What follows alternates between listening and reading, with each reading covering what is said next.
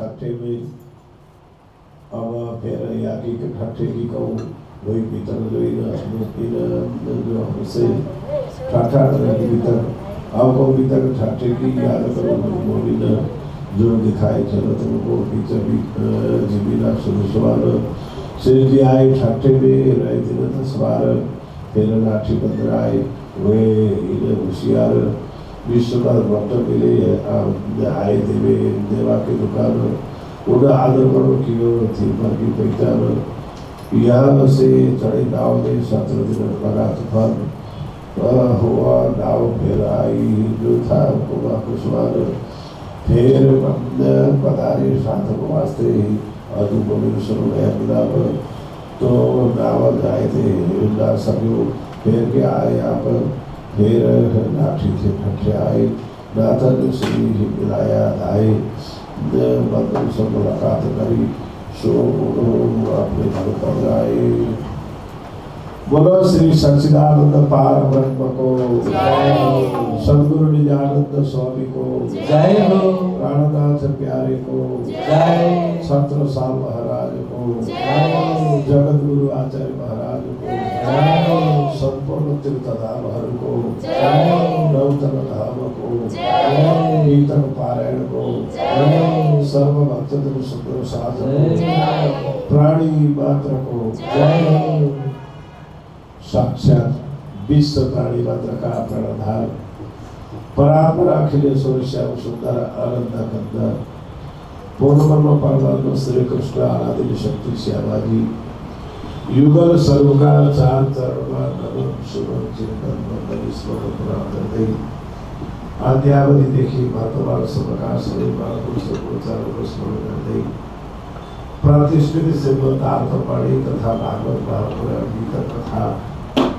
वाणी को स्मरण करते इस 17वां दिन के भीतर में यह श्रवण करने पात्र रहेगा पंडित श्री कृष्ण प्रसाद शिवजी जी भजन संगीत को साथ में रहेगा पंडित श्री मोहन बरतौला जी पुजारी श्री राजेंद्र जी हम लोग इस संस्था का सहायक सचिव के रूप में दे रही देखी काम रहेगा श्री नकर जी कोषाध्यक्ष श्री सरम कृषि की तथा उपस्थित मातृशक्ति पिताजी महागोपाल सभी का श्री चरण में ऐसे स्थान में यथायोग संयोग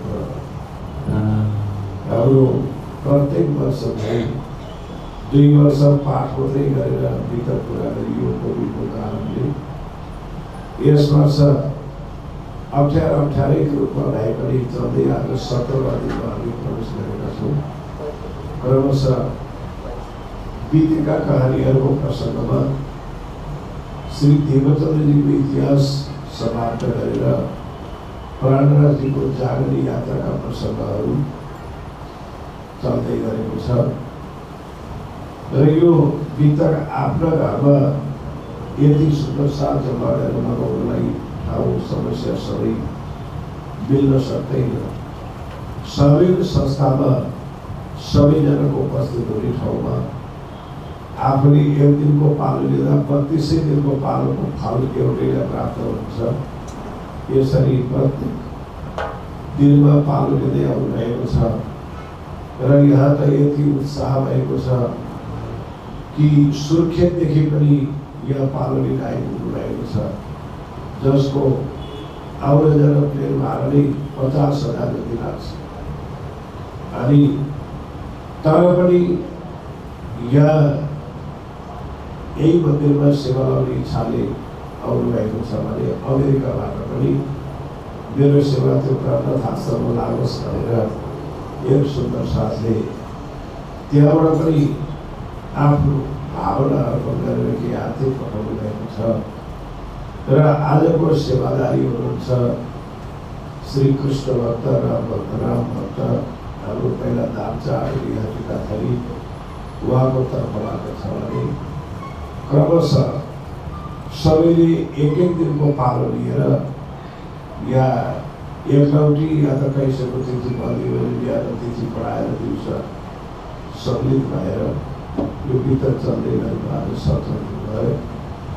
हिजोसम्मको प्रसङ्गमा हामीले दिपबन्दरबाट जयराम कमिसारको हातमा जागृति गराएर प्राणदासजी त्यहाँबाट प्रस्थान गरेर जागरणको यात्रा गर्दै अगाडि बढ्नुहुन्छ। तिनताका भारतमा एउटा ठुलो अप्ठ्यारो अवस्था रहेछ।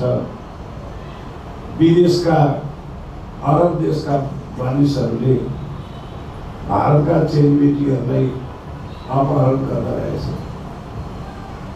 अनि लुटेर लिएर गएर अनि घोषणा गर्दा रहेछ, तिमीहरूको मानिस हामीले ल्याएका छौँ, फिरौती यदि पैसा देऊ अनि हामी दिन्छौँ, अन्यथा हामीले हरण गरेका व्यक्तिहरू मृत्यु हुन्छ। भाइ यो डर त्रास देखाएर भारतका चेलीबेटीहरू लुटिँदा रहेछ। श्री प्राणदासजी जागरणको मात्रै यात्रा नगरेर विश्वमानको मनभित्रका कल्मसलाई पनि खाएर सद्बुद्धि दिने एउटा महान व्यक्तिलाई हुनाले उहाँलाई 20 कलमको अवतारको पदवी छ। त्यतिखेर धेरै चेलीबेटीहरू लुटिने क्रममा श्री प्राणदासजीका आफन्तहरू र भाइनुमाहरू सहित 3 जना पनि तिनी लुटेराको पासमा लुटिनु भएछ, किडन्याप गरेछ भनौँ भाषामा। र तिनीहरूको मानिस हामीले ल्याएका छौँ र हाम्रो मुखभरि पैसा यातिर अनि हामी तिनीहरूको मानिस फिर्ता गर्छौँ भनेर समाचार पठाउँदा रहेछ। तर कसैलाई पनि त्यो प्रकारको महान अपराधी कर्मबाट छुटाउने क्षमता बुद्धि कसैको थिएन।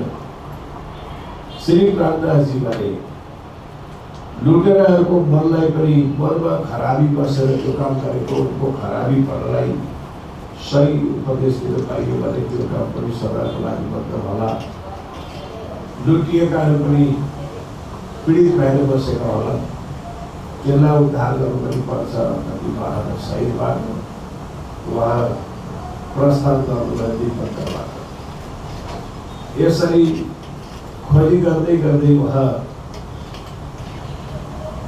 दिपबन्दरबाट प्रस्थान गरेर लाठी बन्दर भन्ने हो।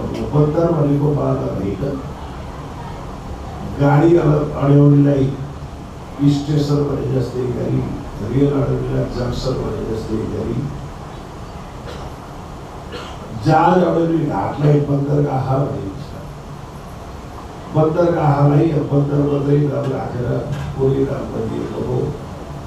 यो समुद्रको किनारै किनार अघिको चरणमा जहाज चल्ने, गाडी काहीँ छैन, जहाज चल्ने।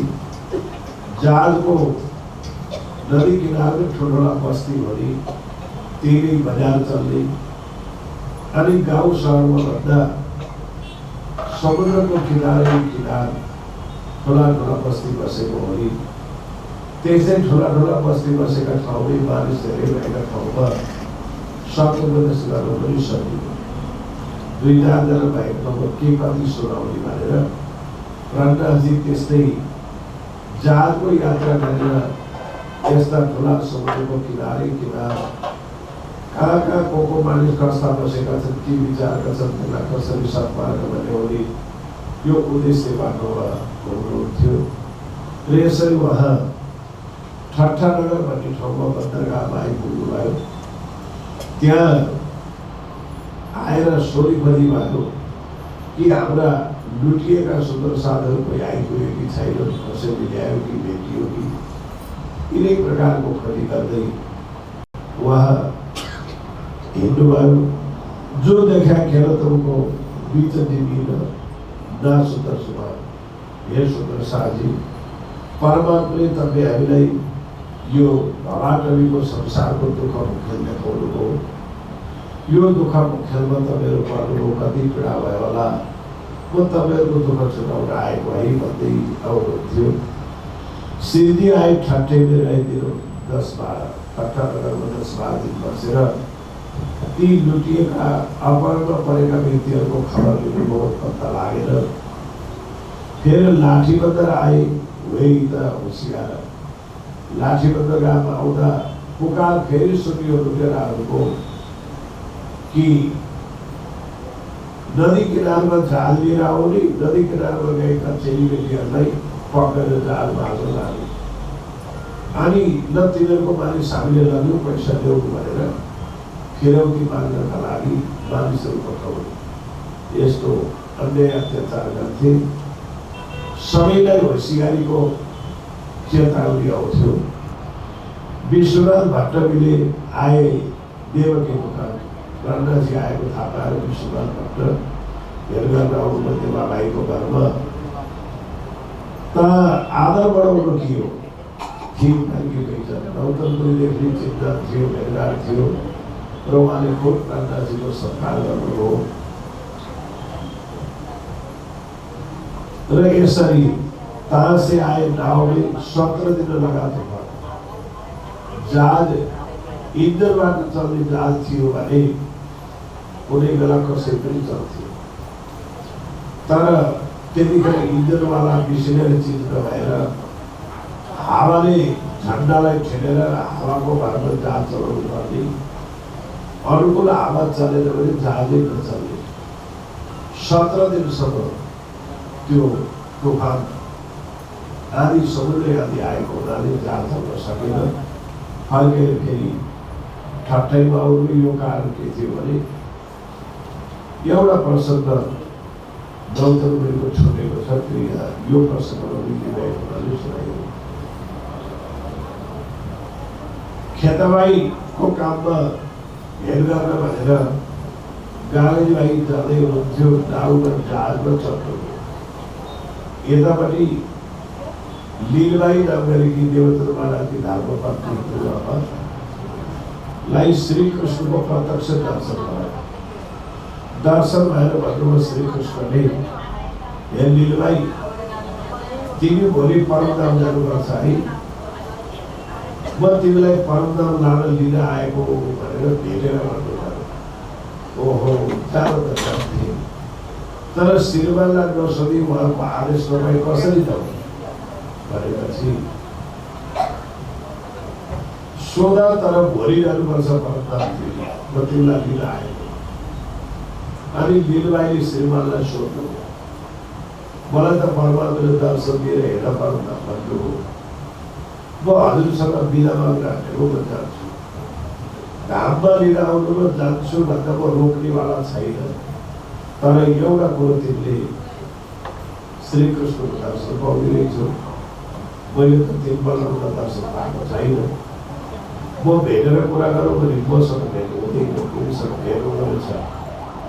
तिमीले के भन श्रीकृष्णलाई भने, प्रभु जान त जान्छु परमधाम, तर मेरो 2टा छोरा र छोरी 2टा छ। मेरो श्रीमान धर्म प्रचारमा लाग्नु भएको छ। म धर्म चलेपछि बच्चाहरू दुःख पाउँछन्, बच्चाको सेवा गरेर बस्नु मेरो श्रीमान भ्याउनु हुन्छ। पहिला बच्चालाई लानुहोस् अनि मलाई लानुहोस् भनाए भनेर देवतरमा ऋषि पाउनु। फेरि भेट भएपछि त्यही कुरो गर्नु लीलबाईले, हे प्रभु, मेरो श्रीमानले भनेको परमधाम त जानु त जाऊ, लिन आएपछि जानुपर्छ आफ्नो घरमा, तर श्रीमान धर्म प्रचारमा लाग्नु भएको हुनाले छोराछोरी पालेर बस्नु सक्नुहुन्न। पहिला यी छोराछोरी लानुहोस् अनि मलाई लानुहोस् भना भन्नुभएको छ भनेर लीलबाईले श्रीकृष्णलाई भनेपछि श्रीकृष्णले भन्नुभयो, यसको व्यवस्था मैले मिलाइसकेको छु, तिम्रा श्रीमानलाई चिन्ता हुँदैन, तिमीले पनि चिन्ता लिनु पर्दैन, यसको व्यवस्था मैले मिलाइसकेको छु। गाडीबाईलाई जिम्मा लाउनु भन्नु भनेर श्रीकृष्णले भन्नुभयो। तब लीलबाईले आएर श्रीमानलाई भन्नुभयो, यस्तो सल्लाह गर्नुभयो श्रीकृष्णले, तिम्रा छोराछोरीको व्यवस्था गाडीबाईले जिम्मा लिन्छ, गाडीबाईलाई जिम्मा दिनु, तिमीले पर्दैन, चिन्ता लिनु भन्नुभयो। ओहो, त्यसको त गाडीबाई त उहाँ अरबको लागि यात्रा अस्तिका दिनमा गइसकेका छ, आज 3 दिन हो, कसरी जिम्मा लाउनु त भनेर यतापट्टि यो विषयको केही चिन्ता भयो। सबैका सामनेमा श्रीमानलाई प्रणाम गरेर सुन्दर शब्द प्रणाम गरेर लीलबाई सोधाम परमधाम जानुभयो। यतापट्टि 2टा छोरा र छोरी सर्वेर 2टा बिहारी र जौरा बेरी। अनि गाडीलाई जिम्मा लाउनु त भनेको छ। गाडीलाई अस्तिको दिनमा आरामको लागि धारबाट यात्रा गरेर हिँडिसक्नुभयो।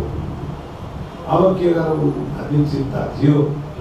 परमात्माले के मिलाउनु हुनुहुन्छ भने गाडीलाई नाउँको पनि चढ्नु, समुद्री आदि पनि आयो, जहाज चलेर बन्द भयो।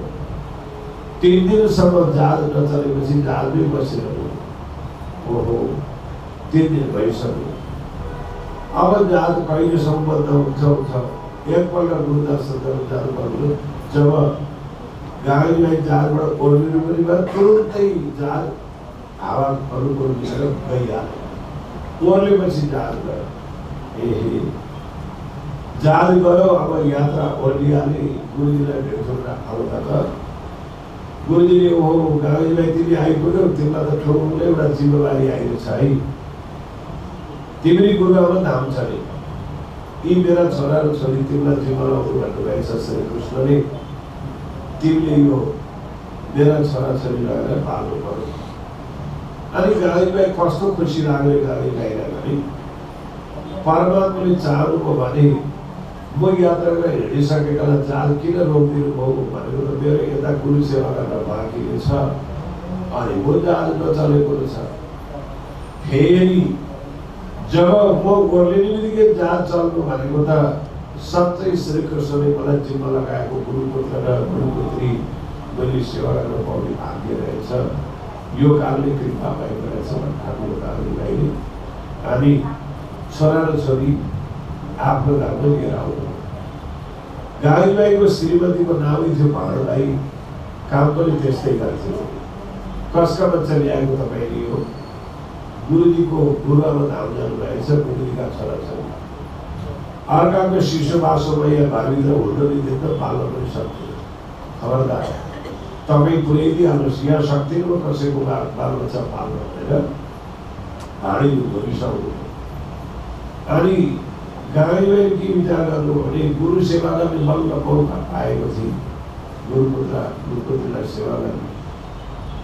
अब यिनले मलाई भित्र हुँदै पाइँदैन, गरेर राख्न पाइँदैन भन्छन् भने केही मैले योजना मिलाउनु पर्छ भनेर। अनि साँचो कामको लागि झुटो बोलेर केही गर्दैन भन्ने जानेर एउटा चिठी आफै बनाउनु रहेछ। त्यो चिठी बनाएर तिम्रा माइतबाट ठुलो एक चिठी आएछ, तिमी जाऊ माइत, तिमीलाई त माइतबाट खबर पो आयो भनिदिनु रहेछ श्रीमतीले। र चिठी पढेर सुनाउनुमा आफैले लेखेको चिठी। केही काम पर्यो होला र निम्ता आयो होला भनेर श्रीमती माइत गएपछि माइतीले बिना कामले बिना प्रश्नले किन आएको भनेर सोध्यो। होइन, माइतबाट चिठी आयो भन्नुहुन्थ्यो श्रीमतीले। होइन, ज्ञान यज्ञ पनि छैन, हामीलाई थाहा पनि छ, तपाईँ आउने काम पनि छैन, किन आएको माइतीले भनेपछि मलाई त्याग्नलाई श्रीमानले बाधा गरेको रहेछ। अब जबसम्म श्रीमानले बोलाउनु हुन्छ तबसम्म म पनि जान्न, माइती बस्छु भनेर म माइती बस्छु। प्रकाश हिन्दुस्तानमा एउटा चौपाई छ यो विषयको। गाडी भाइलाई पर्सुका लिएर लागि संसार, नादै गिर्ने खडी राखी आकार भन्ने एउटा चौपाई आउँछ। धर्ममा परीक्षा पनि गाडी भाइको केही लिएर लाग्यो, तर यो बरु परिवार त्याग्नु हो, गुरु आज्ञा त्याग्नु भएन, डग्नु भएन लाग्नु गाडीलाई। यसरी आज पनि ठट्ठा नगरमा 12 दिन बसेर हिँड्न लाग्नु भएको। 17 दिन डुगा जहाज चल्ने हावा नै लागेन। अनि तुफान चाहिँ विश्व समुद्र आदि आयो, जहाज पल्टनिँदा 17 दिनमा चाहिँ किन फर्केको भन्दा ठट्ठा नगरका स्वतन्त्र साथलाई जागरी गर्ने उपदेश गर्ने दिन बाँकी रहेछ र परमात्माले जहाज रोकिदिनु हो। अनि फर्केर आउनुभयो। फेरि स्वतन्त्र साथसँग भेट भयो। मिठा मिठा वार्ताहरू हुन थाले। तब प्राणनाथजीलाई परमात्माको यही कृपा हुकुमै रहेछ गरी आज सुनाऊ भनेर फर्काएको अनि खुसी पनि लाग्यो। तो नाव जाए न सकी, फिर के आए आप फर्केर आउनुभयो। फिर लाठी से ठट्टे आए, नादर सिद्धि नहीं आता है। नाथामा सिपाही भेट गरेर आउनुभयो। अनि त्यतिखेर किन फर्केर आउनु परेको छ भन्दा त्यो लुटेराहरूलाई एकजना सेठले, आवासी बन्दरगाहका सेठले पैसा तिरेर लिएर आएछ। कसरी पैसा तिर्ने भन्दा त्यो पैसा लुटेर फिरौती माग्नेहरूले पैसा माग्न आउँदा आवासी बन्दरगाहमा एकजना ठाकुरी वंशका सेठ भैरव सेठ बस्दा रहेछ। ती सेठले ती लुटेराहरूको कुरा सुनेर आफ्नो मानिसलाई के भनेछ भने, जाऊ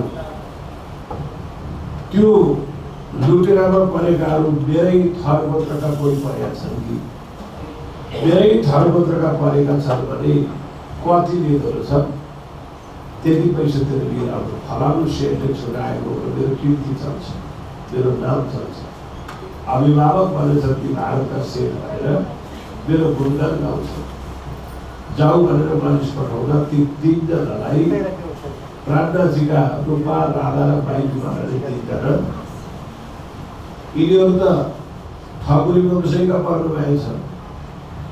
त्यहाँ भैरव सेनका मान्छेले ठाकुरी वंशका को परेका छन् भने तीनजनाको त्यतिखेर 70,000 जोडी त्यहाँको पैसा फिरौती माग्नेछ। भैरव सेनले विचार गरे यत्रो कीर्ति मेरो चल्छ, फलानु सेठले त्यो जमानामा 70,000 जोडी तिरेर फिरौती तिरेर ल्याएछ भनेपछि मेरो कति गुणगान चल्छ होला, कति नाम चल्छ होला, ठिकै हो भनेर पैसा 70,000 तिरेर लिएर आएको रहेछ। अनि ती बन्दरबाट मुक्त भएका व्यक्तिहरूलाई प्राज्ञाजी फर्केर आएपछि ठट्टा नगरमा खबर थाहा भयो। बन्दरसँग मुलाकात गरी उनी आफ्नै घर पर आए। ती पक्राउ परेकाहरूसँग भेटघाट भयो, आफ्नो घरमा लगेर भद्राउनी गरे। फेरि जिन्ददासले सुनि चर्चा बाई ठाकुरी त्यहाँ विचारजनाले कथा चर्चा सुन्दै, ठाकुरी बाईले पनि कथा सुनेर त्यो कुरो सुनेर बहुत लुटेरामा परेकाहरू पनि लुटिएका पनि आइहाल्यो भने खुसियालीको कुरा चल्यो। सोही आई साथमै लिएर सिद्धान्त गरी ठाकुरी बाई पनि बहुत निष्ठासँग कथा सुनेर तातो बिहामा दीक्षित भए। तब भन्ने लागि चर्चा बडो आनन्द भयो। साथ प्राज्ञाजीले अखण्ड राजको दिव्य परमधामको लीलाहरू सुनाउनुहुन्थ्यो, जुन कथा पृथ्वीमा अरूले सुनाउन सक्दैनथे। अरूले सुनाउँथे भागवतको कथा, पुराणको कथा, स्वर्गको कथा, वैकुण्ठको कथा, शिवलोकको कथा, नारायणका नामको कथा। तर अखण्ड मृगराजको भेट पनि खोल्दैनथ्यो, अखण्ड परमधामको भेट पनि खोल्दैनथ्यो। प्राणराजीको कथा अरूभन्दा नयाँ नौलो कथा भएको हुनाले सबैजना त्यो कथामा अत्यन्तै मौरीको रानुलाई मौरीले घेरेरै वरिपरि बसेर एउटा आनन्दपूर्वक सुन्थ्यो। चर्चाको जो समय जहाँको धन्य पक्रिहाल, चर्चा सुन्दा कोही कतै उम्केर जानै चाहँदैनथे। चर्चा दिनरात चलिराखेको छ, भन्नेवालालाई पनि जाँगर छ, अब भएको छोडिदेऊ भन्ने पनि छैन, सुन्नेवालालाई पनि जाँगर छ। यिनीसँग लोग आउन लागि चर्चा सुन्नेको त्यतिखेर टाढा टाढाबाट पनि कथा चर्चा सुनाउन थाले।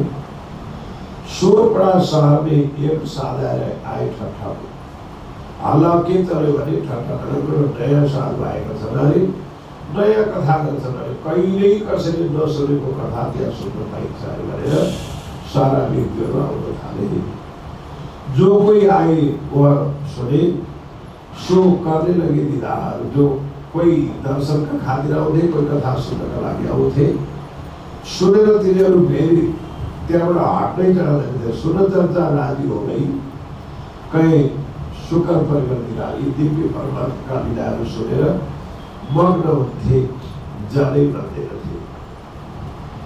सुनि साधु चिन्तामणिको रहे कबीर के धर्म हरिप्राणजीले यसरी चर्चा गरेको कुरा एउटा चिन्तामणि साधुले पनि सुने। चिन्तामणि साधुको पनि महिमा यता प्राणनाथजीले पनि सुत्नुभयो। ती चिन्तामणि कस्ता थिए भने कबीर सम्प्रदायका अनि उनी मसँग साधना गरेर सिद्धि प्राप्त गरेका। सिद्धि प्राप्त गरेर उनले मसँगको खेलबाट जनतालाई चमत्कार देखाउन सिकाउनु। सबैलाई भन्थ्यो भने म नारायणको दर्शन प्रत्यक्ष उभ्याइदिन्छु, सामने ज्योतिषहरूको दर्शन गराइदिन्छु, शेषनागलाई लिएर सामनेमा नचाइदिन्छु, स्वर्गमा देवताले बजाएको बाजा तपाईँका कानमै सुनाइदिन्छु भनेर चिन्तामणिले त्यो चमत्कार गर्थे। अब त्यो चमत्कारतिर चिन्तामणिका पछि लागेर ती सुन्न जानेहरू जादु हेरे जस्तै उनले मन्त्र साधु सिद्ध गरेर शेषनागलाई 1000 शिर भएको शेषनाग सामनेमा नचाइदिन्थे मन्त्रले।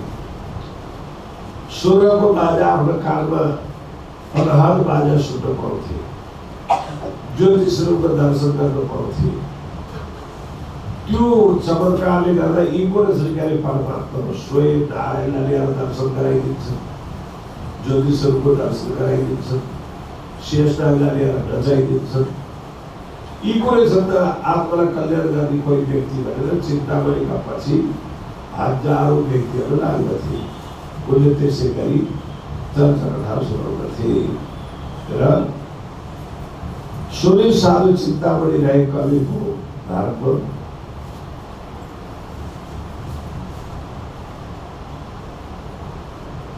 कहा कीजिए दीदार उनका, देखे चर्चा उनकी कर्म। प्राणनाथजीले सुन्नुभयो।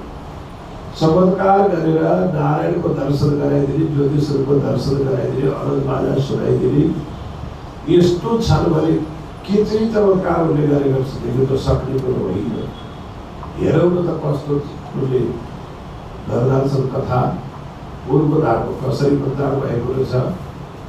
म पनि तिनको कथा सुन्नु पर्यो भने प्राणनाथजीको मनमा विचार आयो